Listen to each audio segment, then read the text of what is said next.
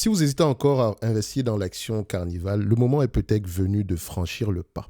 Alors que nous entamons le dernier trimestre d'une année marquée par des performances exceptionnelles dans de nombreux secteurs, l'action de Carnival semble stagner. Et vous allez voir ici que comparé à RCL et Norwegian Cruise Line, vous allez voir que il y a une entité qui est encore, Carnival, et celle qui est encore en retard parmi les trois grands groupes ici dans le secteur des croisiéristes.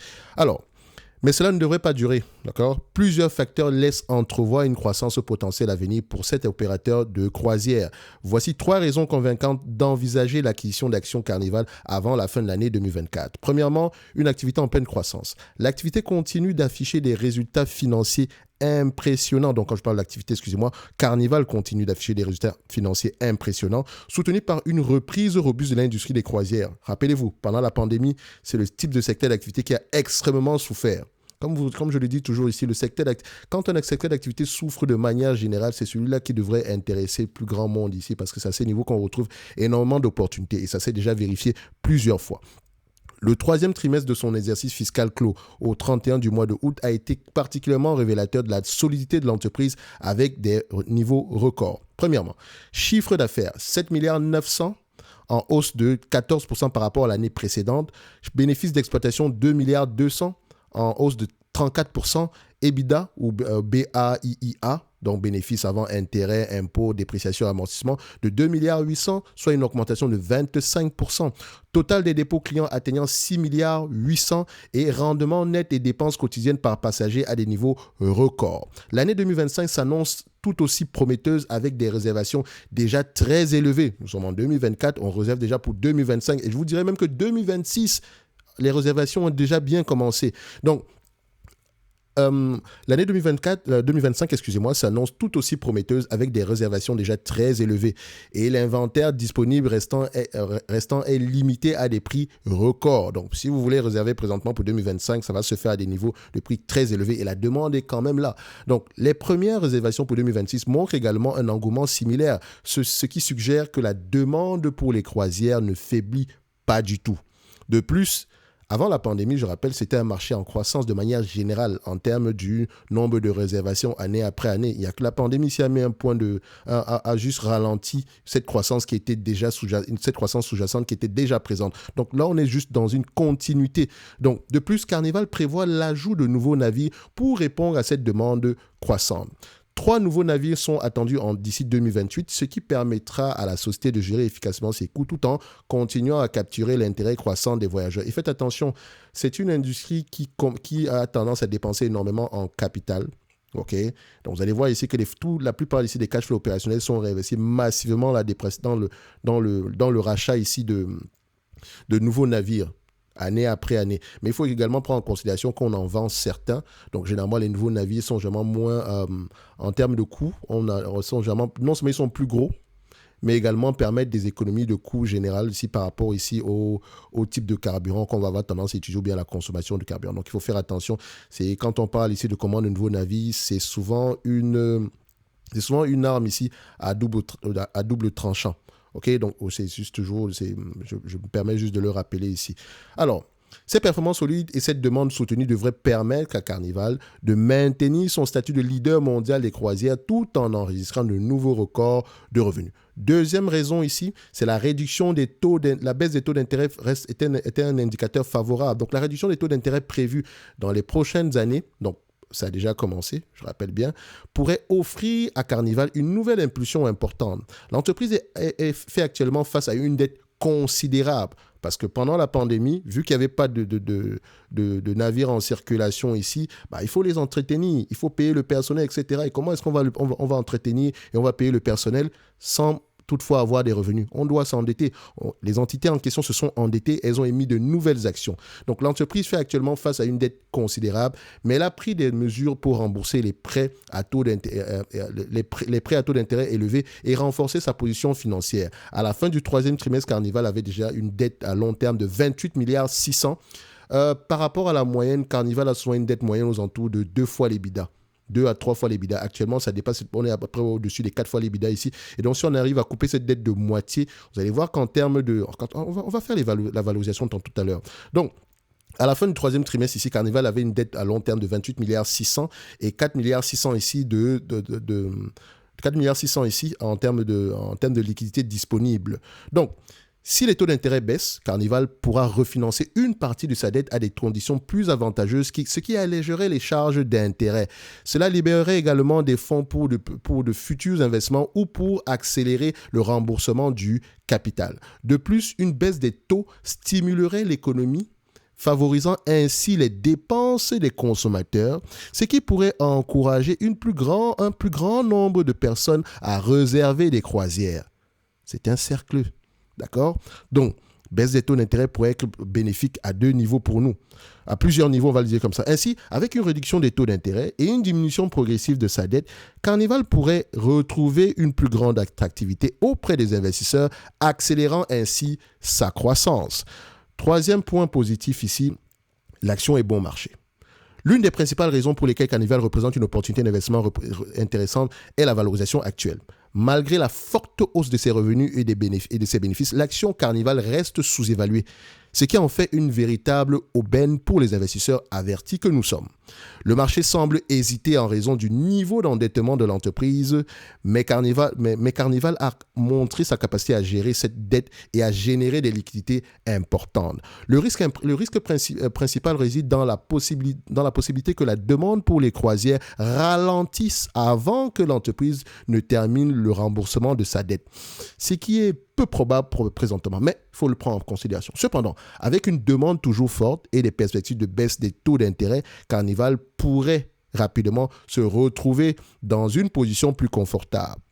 Ce n'est peut-être pas une action pour les investisseurs très prudents, mais avec une stratégie de gestion de dette solide et des performances opérationnelles impressionnantes, Carnival pourrait offrir un rendement attractif à long terme. En conclusion, Carnival présente des fondamentaux robustes qui méritent l'attention des investisseurs avisés. Avec une activité florissante, une baisse des taux d'intérêt qui pourrait alléger son endettement et une action encore bon marché, la société offre des perspectives de croissance intéressantes. Bien que certains risques demeurent, notamment liés à sa dette, Carnival pourrait connaître une année 2025 bien meilleure que 2024, ce qui en fait une opportunité à considérer dès maintenant. Je rappelle une chose, ceci n'est pas un incitatif pour aller acheter la compagnie sans lire les rapports financiers. D'accord? C'est uniquement pour susciter de l'intérêt et du questionnement. Lisez vos rapports financiers. Je dis bien lisez vos rapports financiers. Maintenant, parlons de CCL au-delà des chiffres. C'est pour ça que sur cette chaîne, je vais carrément arrêter de parler des entreprises ici sur le plan quantitatif. Je préfère lire les rapports financiers et vous laisser aller faire le bavardage derrière concernant ici les éléments quantitatifs. Donc, si on a une entreprise ici comme Carnival, on va faire le tour d'horizon. Première chose, croissance des revenus. On aime ça. J'aime bien voir que, ici, vous remarquez que la pandémie a eu un effet négatif sur cette compagnie de telle sorte qu'à un niveau, Carnival ne rapportait même pas d'argent.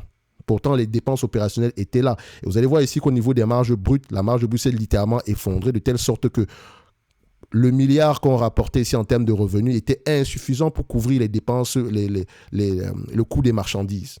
D'accord? Donc, vous remarquez ici que la marge brute s'est littéralement effondrée. Mais ce qui est intéressant, c'est l'évolution actuelle de la marge brute sur les dernières périodes. Vous remarquez ici qu'on a une marge brute et cette industrie va avoir tendance à augmenter les prix. Parce que vu qu'elle a subi cette baisse drastique pendant la pandémie, elle veut rattraper cela. Ça va se passer comme les compagnies aériennes. Vous avez remarqué qu'après la pandémie, les prix des billets d'avion ont augmenté. Donc ici, ça sera la même chose, 58% de marge brute. Attention, le coût du personnel également a augmenté. Nous sommes en pleine période d'inflation. Il faut augmenter les salaires. Donc techniquement, il faut également regarder est-ce que la marge EBITDA suit actuellement. On voit ici que la marge EBITDA augmente. On n'est pas encore à des niveaux de 2000... d'avant pandémie, aux alentours de 28% ici, mais on y arrive petit à petit. Donc sur le dernier trimestre, on peut même voir que on est presque à du 37% ici. Donc si on regarde bien, c'est des niveaux qu'on a déjà atteints précédemment. Donc tout semble aller pour le mieux. Donc ensuite, qu'est-ce qu'on va regarder? Le nombre d'actions. Oui, le nombre d'actions a augmenté. Parce que dites-vous que pendant la pandémie, comment est-ce qu'elle allait faire pour s'autofinancer, pour gérer les coûts opérationnels, etc. Elle n'a pas eu le choix que de s'endetter et d'émettre de nouvelles actions. Malheureusement, elle a émis de nouvelles actions au plus bas généralement, donc ce qui veut dire que les actionnaires on a dilué les actionnaires carrément. Donc, avant ça, elle rachetait massivement ses actions année après année, et ce qui pourrait revenir dans le futur. Et vous remarquez ici que le remboursement de la dette a commencé, enfin, en termes de dette nette. Donc, si on regarde ici la dette du point de vue volume, qu'est-ce que ça donne? Du point de vue volume, on a un volume de dette qui diminue de plus en plus. La priorité sur le remboursement de la dette. C'est pour ça que je dis que quand vous allez évaluer cette compagnie, on va la regarder à 2 niveaux, présentement. Et vous allez appliquer la même chose, je dis bien. Si vous êtes curieux, appliquez le même raisonnement sur des compagnies comme RCL, d'accord, à savoir Royal Caribbean Cruise Line. Vous appliquez le même raisonnement et appliquez le même raisonnement ici à NCHL. NCLH, c'est bien ça? Voilà. Norwegian Cruise Line. OK? Et faites attention, ces entités, certes, ce sont des croisiéristes, mais ils ne sont pas situés sur le même niveau de prix. D'accord? Il y en a certains ici qui sont un peu comme des hôtels 5 étoiles, etc. En fait, Carnival est sur tous les niveaux. En termes de pricing, on a des prix d'entrée grand public. Après, on a également des croisières spécialisées uniquement pour les personnes à haut revenu. Bref, ce genre de choses-là. Donc, on revient ici, comme je l'ai dit, appliquer le même raisonnement en termes d'évaluation. Et toutes les entreprises dans ce secteur d'activité ont la même dynamique en date d'aujourd'hui, la même dynamique positive. Vous allez voir, par exemple, NCHL est peut-être aussi intéressante que Carnival en date d'aujourd'hui, mais entre les deux, c'est Carnival qui est plus intéressant que l'autre. Vous allez voir que RCL, et ça qui m'énerve parfois parce que je me rends compte que j'ai passé du temps à parler d'entreprises qui ne me servent strictement à rien du tout. C'est pour ça que pour les mois à venir, je vais avoir tendance à parler uniquement d'entreprises nord-américaines, des entités que je connais, excusez-moi. Je sais que cette chaîne est suivie majoritairement par des Français qui sont investis en PEA, etc. Mais regardez tout ce qu'on a pu rater sur ce genre d'entreprise. Et je ne dis pas que je n'aurais pas pu voir ces entités-ci. Parce que je dis une chose, au mois de août, pour ceux qui sont présentement, qui ont accès aux analyses sectorielles, c'était écrit à ce niveau. D'accord? Quand on faisait l'analyse sectorielle ici de l'industrie, l'hébergement et des loisirs, qu'est-ce que j'ai mentionné? Ligne de croisière, environnement résilient. L'industrie des croisières a connu un rebond impressionnant en 2023 avec une augmentation des réservations et un retour des passionnés de croisière. Cette tendance devrait se poursuivre en 2024 malgré des défis potentiels liés au taux d'intérêt élevé et haute tension géopolitique. Les croisières continuent d'attirer des voyageurs de tout horizon et les niveaux d'occupation ont atteint ceux d'avant la pandémie. Août 2024. Je dis bien août 2024. Je le mentionnais et je pense que quand on regarde ici Norwegian Cruise Line et Carnival, on était en cause à l'entour de $17 par là, $17-16 par là. Donc ce n'est pas une erreur. Quand vous lisez sur le secteur d'activité, ça se voit littéralement. Je ne sais pas pourquoi je ne l'ai pas mentionné ici, mais voilà. On a plus passé le temps ici à parler de Stellantis, qui n'est pas une si mauvaise entreprise que ça, mais ça reste un business qui, comme ces entreprises-ci également, parce que je ne suis pas en train de dire ici que les croisiéristes sont des entreprises extraordinaires, etc. Non, ce sont des business à capital intensif. Tout dépend du prix, comme dans toute entité ici. Et là, on a des vents favorables. Et peut-être que ce serait le moment d'en profiter. Surtout que dans ce secteur d'activité, le plus vous êtes gros, mieux c'est. Et quand vous allez prendre ces 3 entreprises-là en commun ici, regardez la taille du marché, regardez les croisiéristes ici en termes de part de marché, vous allez voir que ce sont les leaders et de très très loin. Bref, revenons ici. Donc c'est ce que je marquais ici en termes d'analyse sectorielle au mois de août 2024. Donc comme je dis toujours ici, les analyses sectorielles ici, c'est important parce que ça vous permet ici de visionner ici la thématique présente sur ce secteur d'activité. C'est la même chose quand je parlais du secteur des beverages. D'accord? C'est la même chose, le même raisonnement. Donc, je pense que je l'avais partagé ici. C'est également la même chose, j'en avais partagé sur Nike, les problèmes de Nike 1 an plus tôt. Même c'était une analyse qui était très tournée vers Nike ici, mais on avait pris la peine ici de regarder l'évolution dans le secteur d'activité. Bref, revenons si vous voulez avoir accès aux notes d'analyse sectorielle, c'est uniquement dans le service d'accompagnement. D'accord? Je vais uniquement le mettre à ce niveau. Analyse sectorielle. D'accord? Note d'analyse sur les entreprises qui, moi, m'intéressent, ainsi que tous les éléments qui viennent avec le programme d'accompagnement. Si vous avez des questions, vous allez sur la page Top Invest, vous avez un appel et on pourra en parler. Si vous êtes encore un débutant et que vous ne savez pas lire les rapports financiers, écouter les conférences calls, que ça vous semble ici un univers ici assez complexe à comprendre, ou bien vous ne savez pas par où commencer, vous avez le pack du débutant. D'accord? En supplément de ça, pour ceux qui veulent avoir accès à la watchlist, c'est en description également de la vidéo. Et pendant que vous serez sur cette page-là, n'oubliez pas, vous pouvez vous abonner ici gratuitement à la Top Newsletter où je partage généralement ici des analyses concurrentielles, comme vous pouvez aller le voir ici sur les top 5. Généralement, les top 5, ce n'est pas le top 5 qui m'intéresse, c'est l'analyse concurrentielle. Parce que sur cette chaîne, je vous dis une chose, on ne va pas faire de l'analyse fondamentale comme vous avez l'habitude de le voir sur d'autres supports ici sur YouTube. On va essayer d'aller un peu plus loin que ça. C'est la raison pour laquelle j'arrête complètement de faire des analyses quantitatives à la volée. Non. Ça, c'est la partie la plus facile, en tout cas pour moi. OK? Donc, lisez vos rapports financiers, intéressez-vous à l'évolution de secteur d'activité. Nous avons une dynamique positive dans ce secteur d'activité. Ce qui veut dire maintenant qu'on a à peu près, notre hypothèse d'investissement est basée essentiellement sur des éléments quantitatifs et qualitatifs en date d'aujourd'hui. Et vous allez voir demain quand on dira que, je vous l'avais dit, ce n'est pas une erreur. Il y a de grandes chances que ce secteur d'activité, le prix actuel aille au moins aux alentours d'une $30. Revenons à l'évaluation. Voilà. Mais avant d'investir, investissez toujours avec conviction. Donc, lisez vos rapports financiers. Je le dis toujours ici. N'allez pas acheter cette compagnie parce que vous avez entendu Thierry parler de RCL ou bien de Carnival, etc. Je vais acheter, tu lui fais confiance, machin truc. Non.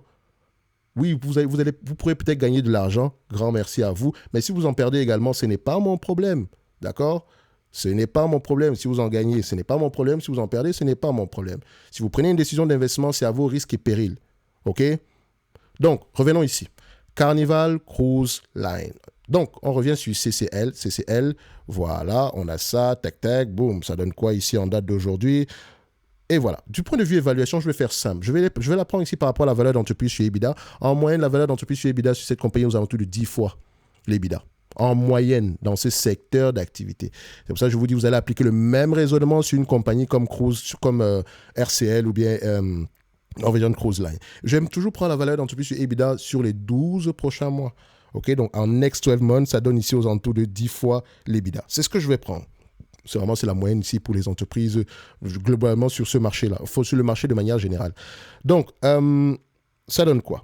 Premièrement, je vais regarder en termes d'EBITDA, où est-ce qu'on se situe en date d'aujourd'hui? On se situe à peu près au même niveau, on a à peu près des niveaux plus élevés qu'avant pandémie.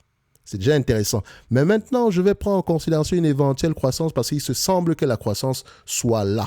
Il y a de fortes chances qu'on ait des niveaux plus élevés que la période actuelle. Et vous remarquez ici que les attentes sont de plus en plus élevées. Donc, on a un bon momentum au niveau des bénéfices, au niveau de l'EBITDA. D'accord? Moi, c'est le momentum que je préfère. Le momentum sur le prix, je m'en fous royalement. Sur les bénéfices nets, free cash flow, momentum positif sur la dette. Donc, quand la dette diminue, c'est intéressant pour moi. On s'attend à peu près à 6 milliards 550. 6 milliards 550. Et ça pourrait aller encore plus loin que ça. 6 milliards 550, vous remarquez, c'est déjà un niveau plus élevé qu'avant pandémie. OK? Multiplié par 10 fois l'EBITDA, ça donne combien? 65 milliards 500. Moins la dette nette, parce qu'il faut enlever la dette nette, très important. Voilà, le niveau de dette nette en date d'aujourd'hui est aux alentours de, voilà, je mets que ça à 29 milliards, 28 milliards 700, je mets qu'à 29 milliards. Moins 29 milliards, ça donne combien? 36 milliards 500. Divisé par le nombre d'actions, ça donne combien? On a un nombre d'actions à 1 milliard 360, donc divisé ici par 1 milliard 360. Ça donne combien? On arrive à peu près à du $27 l'action. Et ça, c'est en prenant la dette actuelle. Raisonnons. Donc, premier élément ici, $27. Donc, je mettrai ici. Deuxième élément, si une entreprise qui a l'habitude de rembourser, qui a généralement un niveau d'endettement aux alentours ici de 2 fois l'EBITDA. OK, je vais le faire comme ça. La dette ici, et vous remarquez que le niveau d'endettement va avoir tendance à diminuer. Imaginez qu'on arrive à peu près 2 fois l'EBITDA ici en moyenne. Disons qu'on arrive à 6 milliards 500. OK, 6 milliards 500 de revenus, c'est 6 milliards 550 de d'EBITDA, excusez-moi. 2 fois l'EBITDA, ça représente combien? Ça représente une dette nette aux alentours de combien? De 13 milliards. OK, admettons que donc 13 milliards, c'est presque la moitié de la dette actuelle. D'accord? Donc, ce qui veut dire ici que si cette compagnie, je dis bien si, elle arrive à rembourser sa dette tout en maintenant un niveau ici d'EBITDA aux alentours de 6 milliards 550 par an, arrive à rembourser sa dette de moitié, de telle sorte qu'on se retrouve ici avec un niveau d'endettement, disons, aux alentours ici de 13 milliards, d'accord? Au lieu d'avoir ici, je pense, on avait 29 ou 28 milliards par là. Donc, ça donne à peu près aux alentours de 52 milliards 500 en termes de capitalisation boursière, divisé par le nombre d'actions actuelles, 1 milliard 360. Vous avez vu, il y a quelques temps, on se retrouvait à $27 à l'action, et là, on pourrait aller à $38 à l'action, ce qui pourrait même doubler par rapport au prix actuel. Donc, ma valeur sera située entre $27, idéalement, sans prendre en considération le remboursement de la dette actuelle. Mais plus on aura un remboursement de la dette dans le futur, augmentation de l'EBITDA, on pourrait avoir une revalorisation positive. Ce qui me fait croire ici, est-ce qu'il y a des éléments qui nous montrent ici qu'on pourrait avoir une revalorisation positive pour ce business-ci? Pour le moment, oui. Taux de réservation jusqu'en 2026 augmente, remboursement de la dette, baisse des taux d'intérêt. On a beaucoup d'éléments positifs présentement. Et donc, j'irai dans ma watchlist, hôtel, restaurant et leisure. Donc, je viens ici. Je mettrai $27 premièrement. J'ai dit bien 27 $, c'est le premier niveau. Donc, au-delà de 27 $ ici, peut-être qu'on ira voir plus loin. Donc, consommation discrétionnaire, ticker symbole CCL, recherche, CCL, voilà. On a CCL, on vient ici. Je viens là sur la watchlist. L'accès à la watchlist également individuel et en description de la vidéo. Voilà, on prend ça. On prend 27 $. Et ça nous marquera qu'on est légèrement sous-évalué en date d'aujourd'hui. Si on revient sur cette information, ce graphique, je vais voir à peu près est-ce que l'entreprise avait payé un dividende précédemment, avant la pandémie. Bon, c'était en dents de scie, hein, c'était pas un dividende stable dans le temps. Sinon, quand on regarde ici, voilà, c'était pas quelque chose de stable. Mais on en versait quand même. Pour le moment, ça ne sera pas la priorité. Je dis bien, ça ne sera pas la priorité. Une fois qu'elle aura remboursé la dette ici, racheter les actions, parce qu'en maturité, c'est un business qui a souvent tendance à changer à 15 fois les bénéfices par là. D'accord? Entre 15 et 20 fois les bénéfices. Je pense bien, si on regarde les niveaux de PER ici précédemment, price, voilà, 1, 2, 3, ça donne combien ici? Tac, tac. Voilà. OK. Bon, je mets ça là. Oui, c'est ça. 15 fois les bénéfices par là. Donc, on aura tendance ici à revenir à ces niveaux-là. Donc, c'est pour ça que l'entreprise, il est préférable de racheter des actions sur cette compagnie. OK? Et ça ne m'étonnerait pas si on rembourse la dette, ça ne m'étonnerait pas si on se met à racheter des actions ici. Donc, ce qui me fait croire ici que CCL reste intéressante au prix actuel. Je dis bien, intéressante au prix actuel. Et c'est malheureux parce que je voulais faire cette vidéo depuis au moins la semaine passée. En tout cas, ce n'est pas plus grave que ça. Ça reste qu'on est sur... Et techniquement aussi, quand je regarde ça, j'ai quand même quelques bases techniques, même si je ne prends aucune décision d'investissement en me basant sur les éléments techniques. Mais je pense qu'à ces niveaux-ci, nous avons une résistance assez forte, n'est-ce pas? Un support, excusez-moi. Un support assez fort qui a déjà été testé plusieurs fois par le passé. Et là, on a des événements positifs. Ce qui veut dire que présentement, je ne vais pas attendre qu'elle revienne à 14, 15 $ ou je ne sais pas quoi. Actuellement, en date d'aujourd'hui, cette entreprise est intéressante. Et mon target price, ici, on pourra aller aux alentours. On va osciller entre 27 et 40 $ par là. Donc 40 $, vous allez voir qu'on arrive à peu près à des niveaux plus... voilà, on arrivera peut-être à des niveaux qu'on a connus déjà par le passé. Donc ça représente ici quoi? Une résistance assez intéressante également, n'est-ce pas? Donc à peu près vers ces niveaux-ci. Donc ce n'est pas si fou que ça non plus. Entre 20 et 40, ça pourrait être possible. En tout cas, les éléments quantitatifs et qualitatifs sont présentement en faveur de Carnival Corporation et également en faveur de Norwegian Cruise Line. Il n'y a que RCL présentement qui est selon moi à des niveaux déjà corrects, pas surévalués, je dis bien corrects. Et c'est la même chose, et comme je dis toujours, je répète souvent mes choses ici, fun. C'est la même chose avec cette compagnie, celle-ci. Cette entreprise est sous-évaluée, d'accord? Elle est sous-évaluée en date d'aujourd'hui. Pour le moment, ça ne se voit peut-être pas, mais il y a de grandes chances que pour le futur, cette compagnie-ci se comporte très très bien. C'est un secteur qui est consolidé. Si vous aimez ici les parcs d'attractions aux États-Unis, dites-vous que les leaders, c'est qui? Vous allez voir le Disney, vous allez voir Comcast et vous allez voir Six Flags. Bref, je n'en dirai pas plus. En description de la façon, j'ai déjà parlé pendant longtemps ici, en description de la vidéo, vous avez l'ensemble des services ici de Top Invest. Et si vous avez des questions, vous pouvez me rejoindre sur Instagram et on en parlera. Envoyez-moi un DM parce que mon Instagram, je ne publie rien du tout. OK? Et donc, pour ceux qui sont intéressés également par le programme d'accompagnement afin de vous permettre de monter en compétence et en confiance, vous pouvez réserver un appel. Je rappelle que dans le programme d'accompagnement, vous retrouvez tout l'ensemble des services de Top Invest présentement. OK? Si vous n'êtes pas intéressé par le programme d'accompagnement, mais comment vous voulez quand même prendre une formation à Top Invest, vous avez... un différent service, tout est là. Dans tous les cas de figure, c'est en description de la vidéo. Vous faites ce que vous voulez après. D'accord? Mais n'achetez pas Carnival uniquement en vous limitant sur cette vidéo, s'il vous plaît. Pardon. Ma conviction ici est positive, mais c'est parce que moi, je prends la peine de faire mes devoirs. OK? Bref, vous faites ce que vous voulez. C'est votre argent, alors faites attention. Merci. Au revoir.